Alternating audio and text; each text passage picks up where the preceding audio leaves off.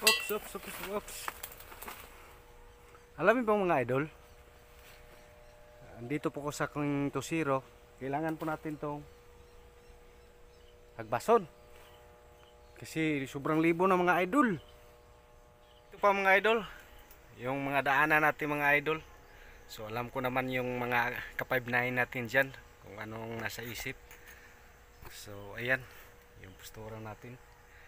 So nakadepende kasi mga idol sa ating IOR yung sitwasyon. So dito kailangan mo ng medyo lousy kasi mga gubat mga damo yung dadaanan mo dito mga idol habang nagpapatrolya tayo sa ating IOR. Kailangan po natin yung limpiwan yung daanan natin para makapagpatrolya tayo. So may kapalaking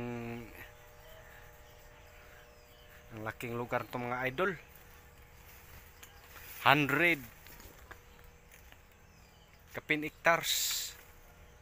So yun po yung tingnan natin yung side by side sa tingnan natin baka may intruders. So yun po mga idol yung dinadaanan natin, medyo awa na. So yun po mga idol, dami damo. Ayan yung dinadaanan natin, kailangan natin yang ilinis. Yan malinis na dyan mga lodi.